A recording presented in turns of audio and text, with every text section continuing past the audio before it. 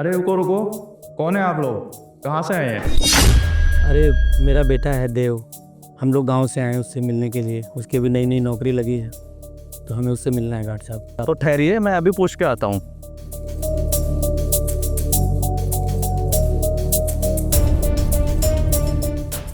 जय हिंद जनाब। जय। सर, भिवानी से कुछ लोग आए हुए हैं और अपना नाम नंदकिशोर बता रहे हैं, आपसे मिलना चाहते हैं। पापा हैं? हाँ, एक काम करिए, आप उनको अंदर ले आइए आराम से। दिव्या, हम ये बाद में डिस्कस करते हैं, ओके? दिल में जाइए आप लोग।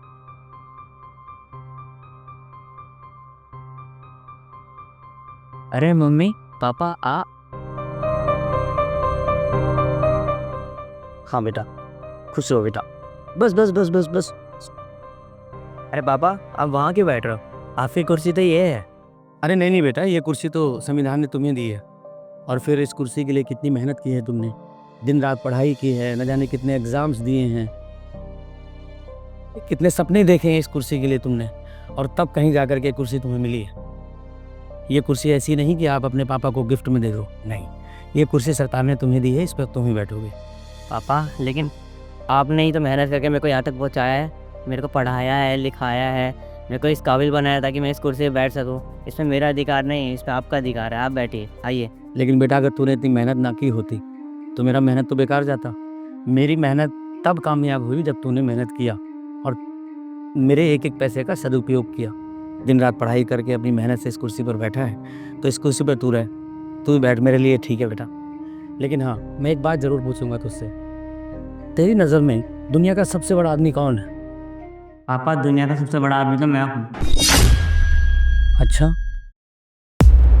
अरे नंदिनी, मैं कल शहर जाऊंगा क्योंकि बेटा पढ़ लिख कर इतनी बड़ी नौकरी लग गया है। और जब मैं उससे मिलूंगा ना, अरे तो बोलेगा पापा आप दुनिया के सबसे बड़े आदमी हो, क्योंकि मैंने उसको पढ़ा लिखा कर इतना बड़ा बनाया है और मेरी वजह से आज वो उस कुर्सी पर बैठा हुआ है। तो जब वो ऐसा बोलेगा ना, मेरा छाती फूले नहीं समाएगी। अच्छा, बस अपनी अपनी बड़ाई करवाना चाहते हो। मैं तो कुछ हूँ नहीं, मेरा तो कोई रोल ही नहीं है। अरे ऐसी बात नहीं है नंदिनी, ऐसी बात नहीं है। अरे मैं जाऊंगा तो वो मुझे ही बोलेगा ना, तुम्हें कैसे बोलेगा? देखो जी, मेरी बात ध्यान से सुन लो। मुझे कुछ नहीं पता, आप अकेले नहीं जाओगे।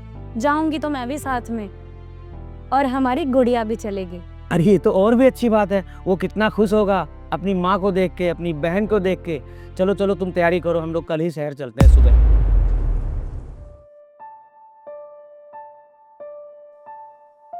अरे पापा, अभी तो आप आए थे, अभी इतनी दिन से कहाँ जा रहे हो?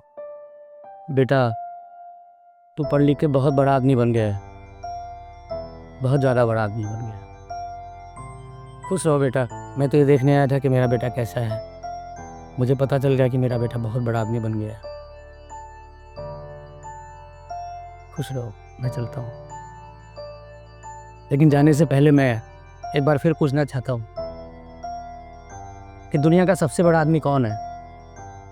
पापा, दुनिया के सबसे बड़े आदमी तो आप हैं। अभी तो आपने कहा था कि मैं हूँ, अब आप कह रहे हो कि आप हैं। मैं कुछ समझा नहीं। क्योंकि पापा, उस वक्त आपका हाथ मेरे कंधे पे था, तो उस वक्त सबसे बड़ा आदमी मैं था। अब आपका हाथ मेरे कंधे पर नहीं है, तो अब आप ही इस दुनिया के सबसे बड़े आदमी हैं। पापा, जिस बच्चे के सर पे माँ बाप का साया होता है, वो अपनी ज़िंदगी में कुछ भी हासिल कर सकते हैं। चाहे वो बड़ी बड़ी चोटियाँ क्यों ना हो, वो उस पर भी चढ़ सकते हैं। लेकिन जिस बच्चे के सर पे उसके माँ बाप का साया ही ना हो, उसकी ज़िंदगी बहुत कठिन हो जाती है। और मैं बहुत शुक्रगुज़ार हूँ उस भगवान का, आपका और मम्मी का, कि आपने मेरा इतना साथ दिया, इतनी मेहनत करी। आप लोगों की मेहनत की वजह से आज मैं इस मुकाम में पहुँचा हूँ। अगर आप लोग मेरे सपनों को पूरा करने में मेरी मदद ना करते, शायद मैं आज यहाँ पे नहीं होता, ऐसे ही कहीं भटक रहा होता। थैंक यू पापा, थैंक यू वेरी मच। खुश रहो मेरे बच्चे, खुश रहो। वाकई तुम बहुत बड़े हो चुके हो, बहुत बड़े। मैं बड़ा भाग्यवान हूँ कि मुझे ऐसा संस्कारी बेटा मिला है। अब तो आ जाइए ना पापा, अपनी चेयर पे नहीं बैठेंगे आप? बिल्कुल बैठूंगा बेटा।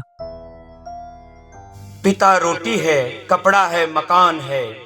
पिता नन्हे से परिंदे का बड़ा सा आसमान है। पिता है तो घर के चूल्हे में आग है। पिता से माँ की बिंदी और सुहाग है। पिता है तो बच्चों के सारे सपने अपने हैं। पिता है तो बाजार के सारे खिलौने अपने हैं। पिता वट वृक्ष की तरह है।